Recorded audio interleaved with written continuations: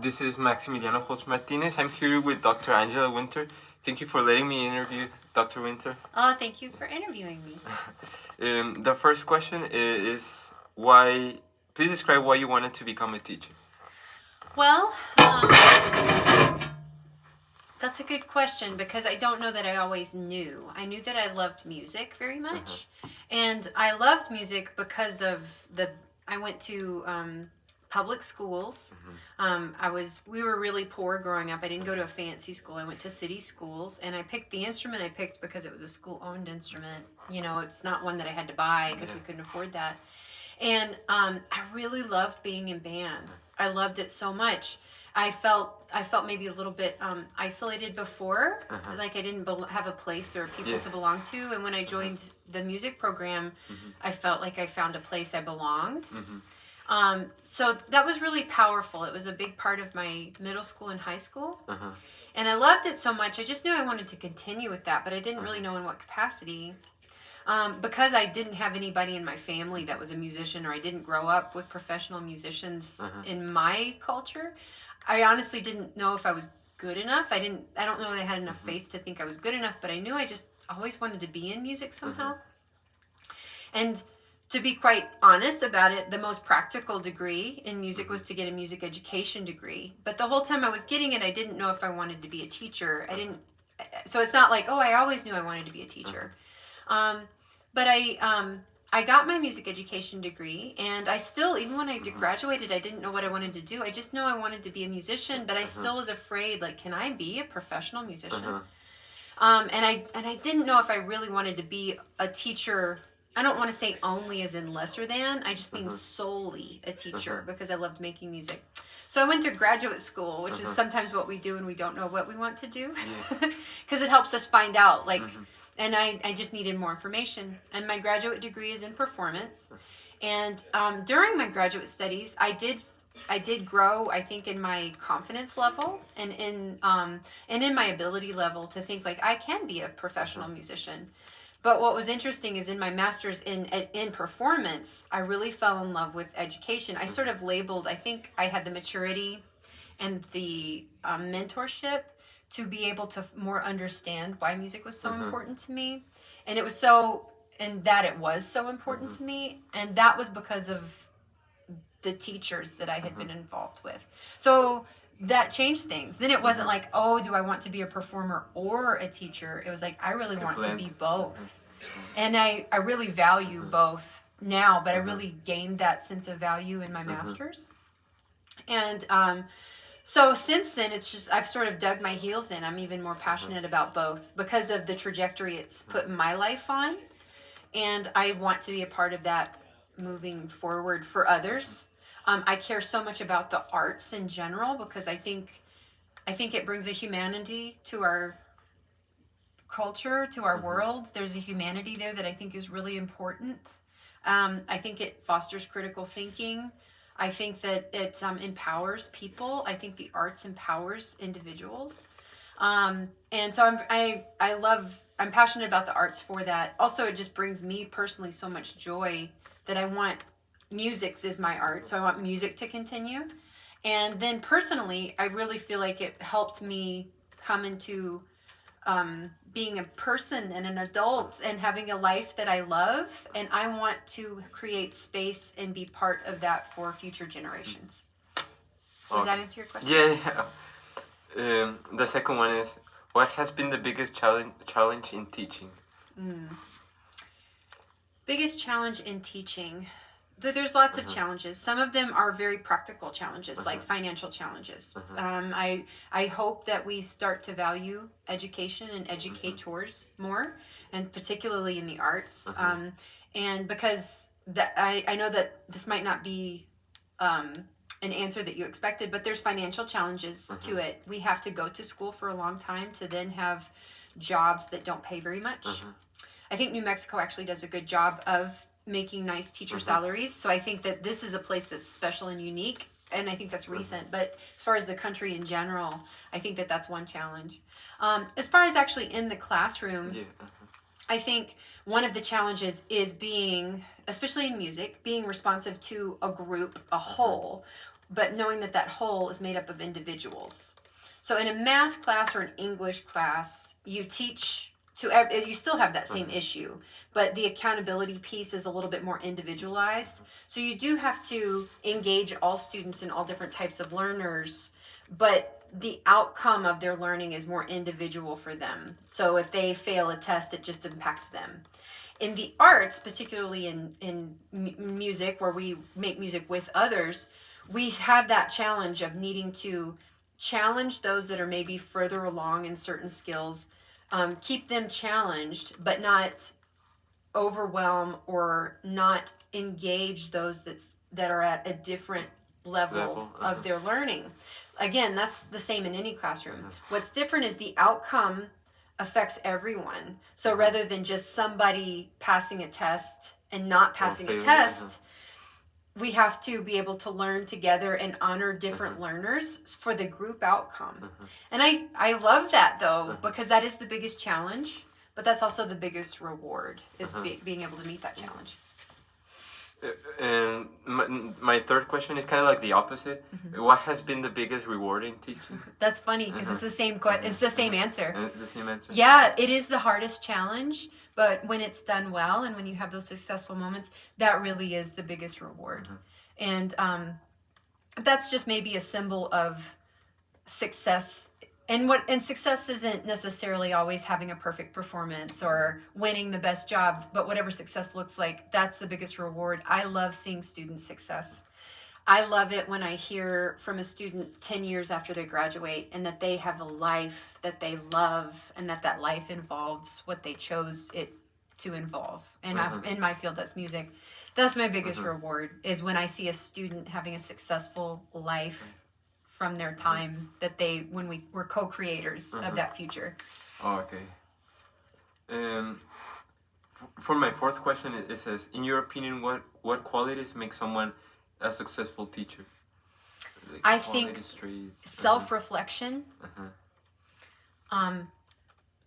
So because if you think you know everything, then you're not aware of what you don't know, right? So I think self-reflection, and because it's a moving target, you can't teach the same way every day.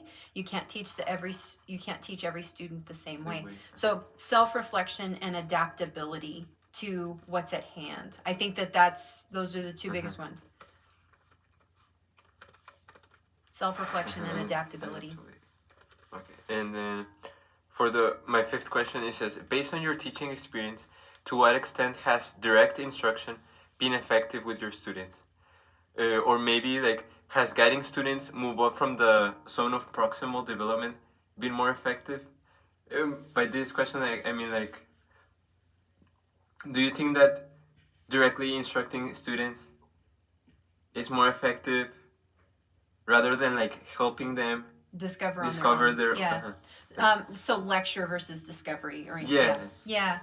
Well, I think that they both have their place. I do, and I try to have a blend of both of those in my teaching. I think that students I think it's helpful, and it doesn't feel good to be left alone to figure it all out on your own. So I like to equip students with tools, but then I like for them to use those tools, because they will make connections that are deeper connections when they make them on their own. They will also make connections that are broader than the ones you might tell them or dictate to them. So I really do try to have a blend of both. An example of that is in brass methods. We talk about some stuff, and then I use that, like, you have a minute on your own to figure it out. It's so you have that discovery time. But if I just had class and said, hey, here's class, figure it out on your own, that's discouraging. So I do believe in a blend of both. Like a blend of both. Okay. For my next question, it says, how do you help students with low self-esteem perform better?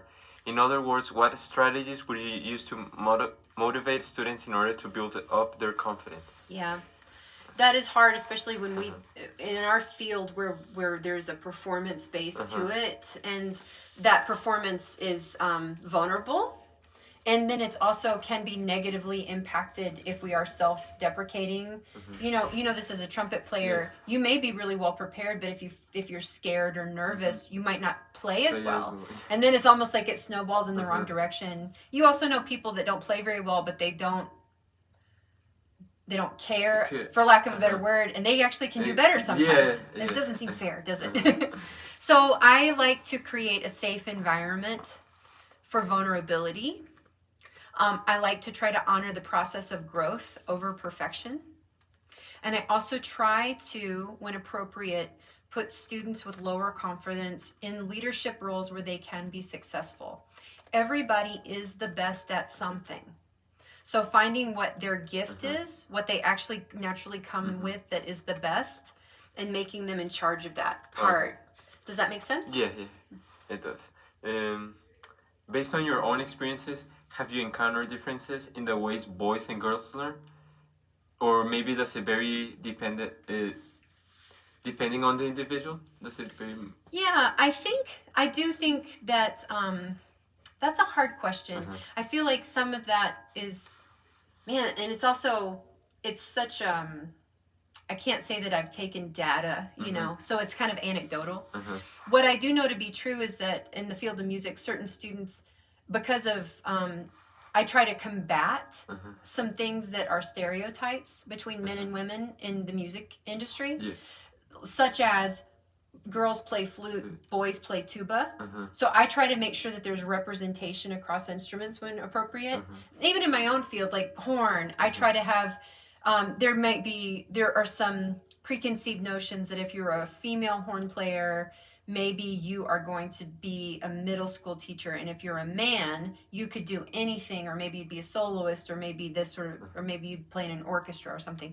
So I really try to show representation of different, not just genders, but different ethnicities, different starting points, vantage points. Like I was really poor, and so I try to show people that aren't.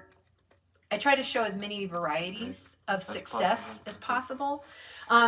As far as do they learn differently, I don't know that I know the answer to that, but I do know that they, or if they do learn differently, is it their fault or is it because of the way they have been treated? So what I try to do is show representation in the way, in the examples that they see, so that they don't have their own preconceived notions of what's possible and what's not possible. Oh, okay. For my next question, it says, creativity is a very important aspect in the way people teach and learn, especially in the music education world. In your teaching style, how do you manage to help your students use their creativity in helpful ways? Yeah. I think you've already answered. I think so. It's, if I could go back to, you said directed learning or experiential learning, so we could have a great example there. Like I could tell a student needs to know what a major scale is. They need to know the fingerings, they need to know the intervals, they need to know what it sounds like. That's very much information. But what's more useful is, okay, here's a major scale. Now, could you write a tune? Could you compose a piece that's in that key? And I think that that's helping them use their creativity for some technical skills,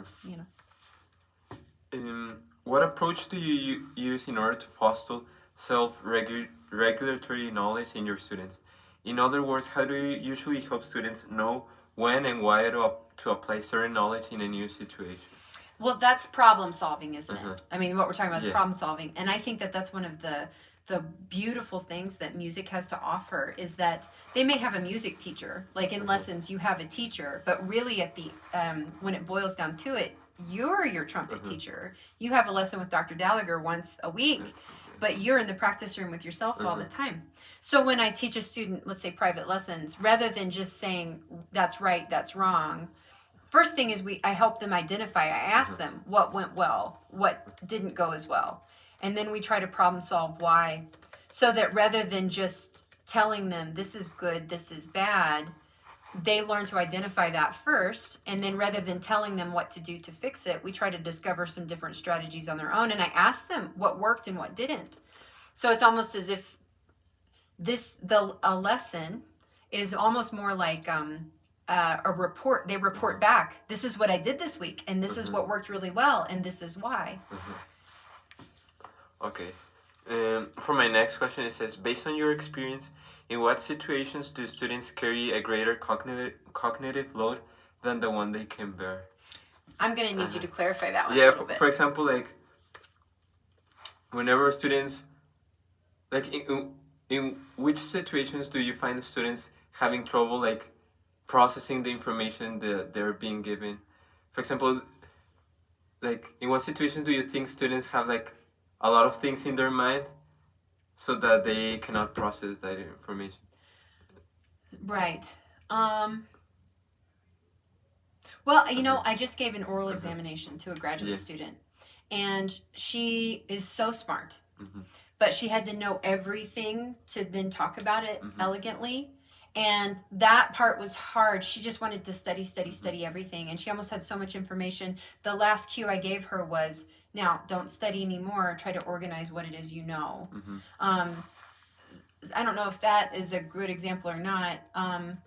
Sometimes if they're, I know for an example, in a large ensemble, I try to never only have one horn player. I try to have two at a minimum so that they have someone to play with so that they're not alone, because so that they can match pitch. Because sometimes if there's just one, on any instrument really, but horns maybe a little harder in the beginning, they can be overwhelmed and they can shut down. So if I can just pair them with another one going through the exact same struggle, it can make it a little bit easier.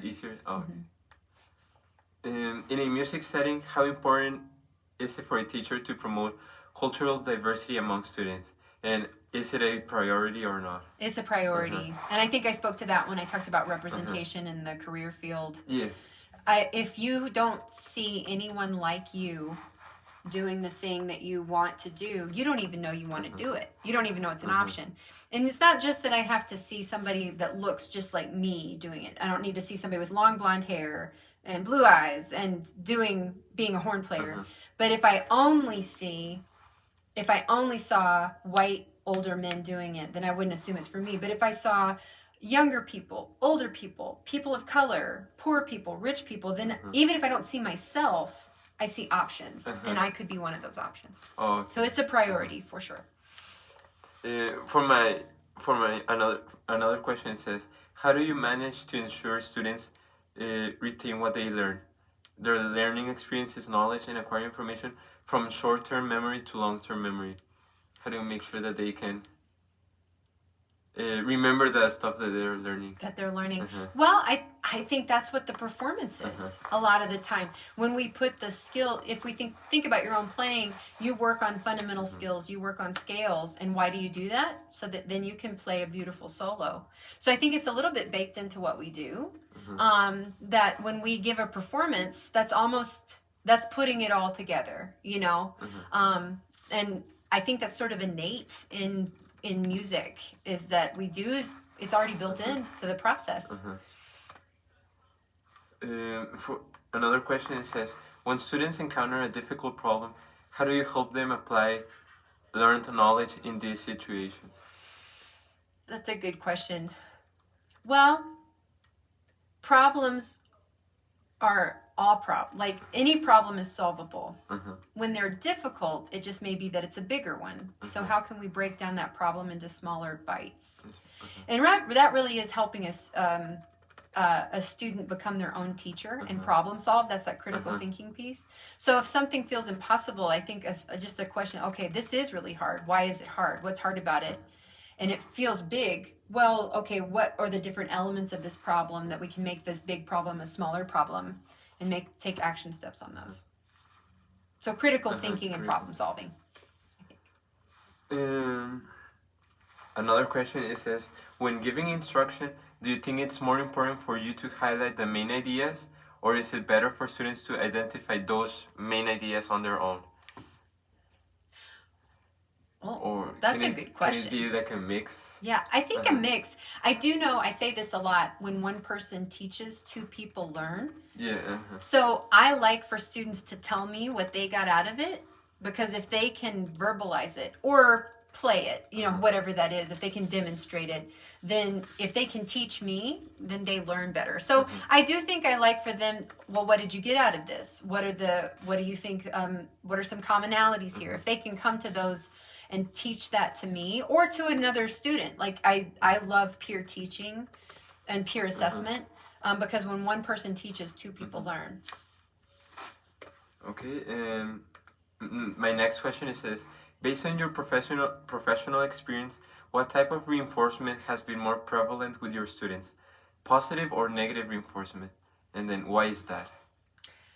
I think it's individual. I mean, what I think is really important is you have to be true to your nature. So I'm a positive person. And I hope, most days.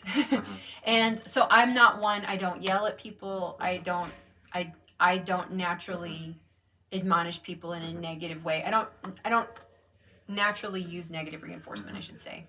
And when I try to, because that's not necessarily intrinsic in my personality, it doesn't work.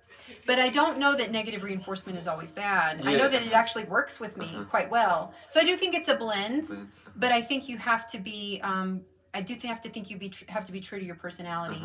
Since I'm not the kind of person that negative reinforcement is more than yelling at people. It can be other. It's just taking something away, right? Yeah. But if I were the kind of person that came in and was angry and yelled, it wouldn't work because that's not who I am, you know. So I think you have to be true to your own personality, but I do think within that, I do think a blend, and I also think it's individual to the person. I actually respond well to negative reinforcement. Same. So fear has been a big motivator in my life. So I can't say that I think it's bad, you know. It just depends on the context, on the individual teaching style, the individual teaching style, but then also the individual of the student. Yeah. So I think the biggest thing is being aware and being self-reflective, which is that quality we said of a teacher is being self-reflective. My next question, I think it's similar to one that I've already said.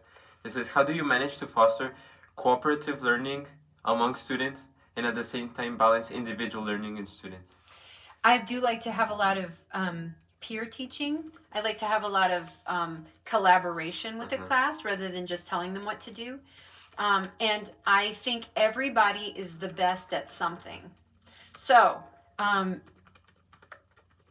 finding what somebody is the best at and then putting them in charge of that to some degree and having them have a leadership role, whatever that looks like, I think that inspires a collaborative experience and also increases morale and also increases efficacy in education. And my next question says, to what extent do you believe that constructive learning helps students? And constructive learning is it's like things that can be constructed with your own personal experiences. Like it's not something like really objective. It can be like created with experiences, and it can be created with like among different people. Do you believe that constructive learning helps students? Well, I think anytime anything is personal, I think that there's a level of engagement that is very powerful. So if there's any kind of ownership or choice making or ownership or involvement of the self, then I think that it increases investment and morale and efficacy. In what ways can technology be appropriate during instruction, especially in a music setting? You know, I love what we do because you don't need anything. It's pretty, other than honestly just your human voice. You know, I love brass playing because it is very simple. We just make vibrations through a tube. You know, that's the only piece of equipment we have to have. So I like the simplicity of that. But I think when we think about technology, I'm so thankful for some of it. Recording devices like. You're able to record yourself on your iPad and listen back and self-evaluate. So I think technology has a real place in the creative arts. But what I think we have to do is bring our humanity and our creativity to the technology rather than just the other way around. Does that make sense? Yeah. As a teacher, how can one ensure that students participate in conversations and arguments without having to worry about what others think about them? That's a good question. I think it kind of goes back to instilling confidence, creating a safe place where people can be vulnerable and where you do, as the teacher, model honoring multiple opinions and viewpoints and personality types. Yeah. In a music classroom, how do you help students manage to retrieve information they have gained in the past? Do you give them cues or like something in order to make sure that they can remember? Yeah. Like, I mean, there's a lot of different ways. Some are very simple, like maybe coming up with like the series of sharps or flats. Bead spells the order of flats as the word bead, and then GCF is greatest common factor. It's a mathematical term. Or a silly sentence for the order of sharps, fat cats go down alleys eating birds, or something like that. All cows eat grass. There's these things, right, that are help with recall. But I think what's really helpful is maybe attaching what they already know to new knowledge and going back. So I say this a lot, go from the known to the unknown. So what is it that they come to you knowing, or what, and then attach that to new information, and just always reinforcing that connection of the known to the unknown. How do you develop grit and persistence in students, especially those who are lacking interest in the subject? I think honoring progress over perfection is honoring struggle when people get disengaged or they get downhearted when they feel discouraged when they feel they can't do something, or they feel that they haven't met the goal. If the goal is perfection, that can create disillusion or like a negative image. But if the goal is to have progress, then we can always feel successful every day. So I think honoring progress over perfection is one real way to do that. How do students evaluate their process in the classroom? Is it something that students do on a daily basis? I think helping them know, come up with some very simple cues, because that's a hard thing in music. Like, how was that? I don't know. Because it does, especially if it's not perfect. Well, then how is it better than it was if it's not perfect? So I just boil it down to some simple yes or no questions. First of all, was that right or wrong? And then and go from there. It's like a choose your own adventure. And if it wasn't right, okay, that's not great. You know that. That's actually success, that you know the difference between a right note and a wrong note, let's say. That's success. Great. Because I don't know about you, but there's been times I didn't know if I was right or wrong. So were you right or wrong? And then if you were right, pat yourself on the back. How did you get to that point of right? And if you were wrong, that's not failure. That's like, okay, great. Well, was it better, worse, or the same? So I break it down to some really basic fundamental things that are more concrete rather than just I am not good or I'm the best. It's like, was it better, worse, same? Better, worse, same. And that helps honor that progress, I think, of progress over perfection. My second to last question is how can a teacher encourage students to take charge of their own learning? I think it's very similar to one that I already mentioned. Yeah. I think when you have investment, when a student feels invested, that is the best intrinsic motivator, right? So helping, instead of them having to come to you for all pieces of knowledge or affirmation that knowledge has happened, helping them become their own evaluators and their own teachers. I think that creates a desire for learning, And if students are not really invested, how do you make sure that they, to a certain extent, how do you make sure that they also want to keep learning? If they don't feel invested, if they feel like they're getting left behind.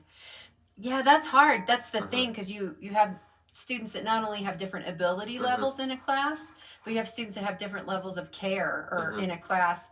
And unfortunately, we all rely on each other in an ensemble. So I think that is challenging. I try to first realize that everybody's not me. And I've made my life doing this. And it might be okay if somebody wants to do this as a hobby. Or if somebody, isn't as invested. So just making that okay. Not everybody has to think that music making is the best thing ever. Sometimes it's because their parents are making them do it. So I think that there is power in that, just acknowledging that it's okay to have different levels of investment. It doesn't mean you're a loser, or it doesn't mean that you're lazy even. I think that's actually the answer. I know it seems simple, but I think just acknowledging it's okay to have different levels of investment is powerful. And then my last question, to what extent do you think that modeling can be helpful in a music classroom setting? I think it's the most powerful The most thing. powerful. You can talk all day, or you can just do it. You know. So it's more about showing students what they can do. I think instead so. of like words that can be sometimes abstract or. Absolutely. Also, words are hard. Oh my gosh! If we had to break down, if you had to tell somebody how it is you play a G on the trumpet just with words, you would write a textbook this big, or you could just say, "Do this." You know, it's so much more efficient. I think modeling is way more efficient. Okay.